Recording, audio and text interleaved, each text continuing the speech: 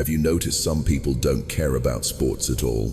While millions watch games, some people feel nothing. This is not laziness. This is psychology. Most people follow teams. They wear jerseys. They watch every game. They feel strong emotions. When their team wins, they feel happy. When their team loses, they feel sad. They argue about players. They argue about coaches. They argue about calls. They remember scores from years ago. They plan their weekends around games. They gather with friends to watch. They shout at the television. They celebrate like they won themselves. They feel pain like they lost themselves. This is normal. This is common. This is what most people do. They feel connected. They feel part of something. They feel alive through the game. Their identity becomes linked to a team they never played for, a team that doesn't know they exist. But the emotion is real. The attachment is real. The ups and downs are real. This is how most people experience sports. And there is nothing wrong with this. It is simply how attention works for most people. They buy tickets. They travel to stadiums. They paint their faces. They learn statistics. They memorize player histories. They debate draft picks. They analyze coaching decisions. They predict outcomes. They live and breathe the season. Every game matters. Every play matters. Every call matters. Their heart races during close games. Their stomach drops during losses. Their joy peaks during victories. This cycle repeats, week after week, season after season, year after year. The investment is enormous. The emotional energy is constant. The mental space is dedicated. And for most people, this feels natural. It feels right. It feels necessary. They cannot imagine life without it. They cannot imagine not caring. They cannot understand indifference. Because sports have become part of their identity, part of their routine, part of their social life, part of their emotional landscape. They bond with family over games. They connect with coworkers through scores. They make friends based on team loyalty. They find community in shared passion. This is the normal world, the world where sports matter deeply, where games create meaning, where outcomes affect mood, where attention flows naturally toward the field. But some people are different. They watch a game and feel nothing. They hear about a win and feel nothing. They hear about a loss and feel nothing. This confuses others, but it reveals something about psychology. These people don't attach emotion to games. They see players they don't know. They see uniforms they didn't choose. They see outcomes they can't control. And their brain asks a simple question: why should I care? This is not coldness. This is not superiority. This is just a different use of attention. Their identity is not borrowed. Their emotions are not borrowed. They don't feel through other people's actions. They keep their focus inward. They protect their mental energy. They choose what moves them. And sports simply don't move them. While others ride emotional waves, they stay still. While others celebrate strangers, they stay quiet. While others suffer losses that aren't theirs, they remain calm. This is not better. This is not worse. This is different. Their brain has decided that attention is valuable, and games are not where they spend it. Some people need excitement. These people need control. Some people need connection through shared passion. These people need connection through real presence. Some people escape through sports. These people don't need escape, or they escape differently. Through books, through silence, through work, through creation. Their dopamine comes from different sources. Their sense of identity is built differently. They don't need a tribe based on a logo. They don't need emotional highs from external outcomes. They observe the world differently. When everyone is watching the game, they notice the behavior. They see the intensity. They see the anger. They see the joy. And they feel separate from it, not above it, just separate. Their nervous system doesn't respond the same way. The crowd roars, and they stay calm. The buzzer sounds, and they stay neutral. The upset happens, and they don't react. This is wiring. This is attention. This is psychology. They don't understand the anger. They don't understand the tears. They don't understand the obsession. Not because they judge it, but because they don't feel it. When someone screams at a television, they watch quietly. When someone cries over a loss, they feel confused. When someone rearranges life for a game, they notice the sacrifice, and they ask themselves a question: what would I do with that time? What would I do with that energy? What would I do with that emotion? And the answer is always something else. Something personal, something controlled, something chosen. They would read a book. They would take a walk. They would work on a project. They would sit in silence. They would think. They would create. They would rest. They would invest in relationships that are real, not parasocial, not distant, not dependent on performance. This is not judgment. This is preference. This is wiring. This is how their attention works. It doesn't flow towards spectacle. It flows towards substance. It doesn't respond to hype. It responds to meaning. It doesn't get pulled by crowds. It gets pulled by purpose.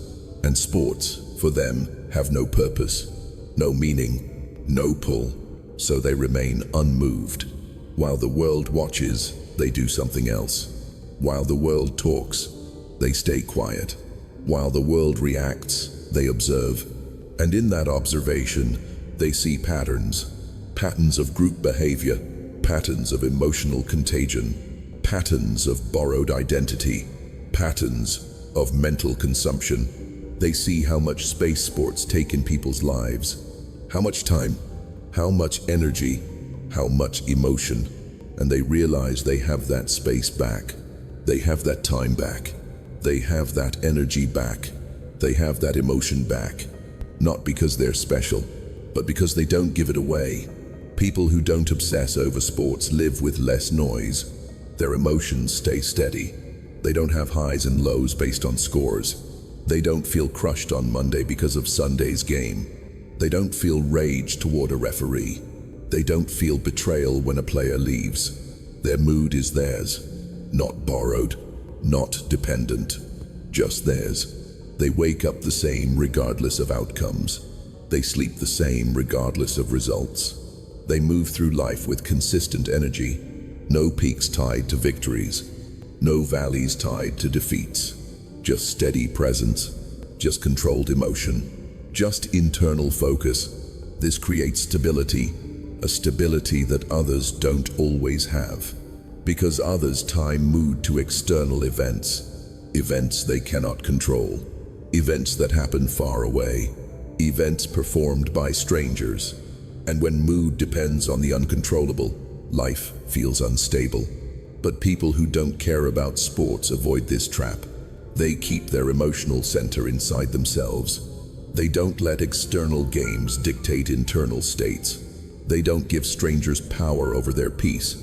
They maintain control. And that control feels better than any victory. More reliable than any win. More sustainable than any championship. They also think differently in groups. When everyone is talking about the game, they stay quiet. Not because they're shy, not because they're rude, because they have nothing to add. They don't share the reference. They don't share the emotion. So they observe. And in that observation, they notice things. They notice how group emotion works. They notice how people bond over shared enemies. They notice how identity gets tied to outcomes. They notice how much mental space sports takes. Hours of watching, hours of talking, hours of thinking, hours of replaying, hours of debating, hours of analyzing, hours of predicting, hours of remembering. And they realize their hours go elsewhere. They have more time, more focus, more mental space. Not because they're smarter, but because they don't use energy on something that doesn't pull them. They read more, they think more, they create more, they rest more, they invest attention where it matters to them. and sports just don't matter to them. This creates freedom, not superiority. Freedom from emotional dependence on strangers, freedom from schedule control by games, freedom from identity tied to wins and losses, freedom from conversations that don't interest them, freedom from expectations to care, freedom from pressure to participate. They own their attention, and that changes everything. It changes how they spend weekends. It changes how they connect with people. It changes how they view community. It changes how they measure themselves, because their measurement is internal, not external, not comparative, not dependent on performance they don't control. They measure themselves by their own standards, their own growth, their own progress, their own values. And sports don't fit into that measurement, so they don't force it. They don't pretend. They don't fake interest. They simply accept their difference and move on. While others build entire social lives around games, they build social lives around other things. While others plan years around seasons, they plan years around personal goals. While others mark time by championships, they mark time by growth. Different calendars, different priorities, different psychology. But this difference is often misunderstood. People who don't care about sports are called boring, or cold, or disconnected, or pretentious, or antisocial, or weird, or snobby, or fake. People assume they're trying to be different. People assume they think they're better. People assume they're judging others. But that's not the truth. The truth is simpler. They just don't feel it. The excitement others feel, they don't feel. The connection others need, they don't need. The identity others build, they build elsewhere. And because this is invisible, it's misunderstood. You can't explain not feeling something. You can't prove why something doesn't move you. You can't demonstrate absence of emotion. You can't show someone what it's like to feel nothing when they feel everything. So they stay quiet. They let others enjoy what they enjoy. They don't argue. They don't judge. They don't criticize. They just exist separately. And that separation is often seen as rejection. But it's not rejection. It's just difference. Some brains light up for sports. Some brains don't. Some people need the crowd. Some people need the silence. Some people bond through games. Some people bond through conversation. Some people find joy in competition. Some people find joy in creation. Some people escape through watching. Some people escape through doing. Neither is wrong. Both are real. Both are valid.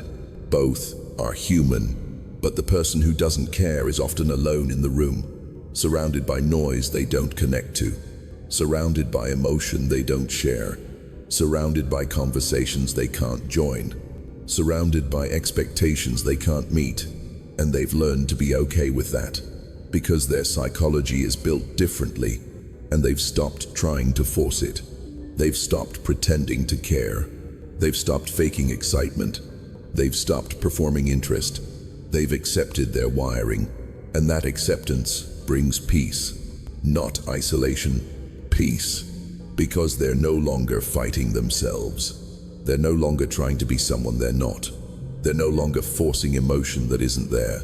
They're simply being different, being honest, being themselves. And in a world that demands shared obsession, that honesty feels radical. It feels strange. It feels uncomfortable, but it's real. And real always wins over performance. They find their people eventually. People who also don't care. People who also choose differently. People who also guard their attention. People who also value control over excitement. And with those people, they connect deeply. Not over games, over ideas, over presence, over real conversation, over shared values that don't depend on scores. This is their community. Small, quiet, real, and it's enough. More than enough. Because it's chosen, not assigned by geography, not assigned by family, not assigned by random team loyalty, chosen by values, chosen by interest, chosen by real connection. This is the life of someone who doesn't obsess over sports. Quieter, calmer, more internal, more controlled, more intentional.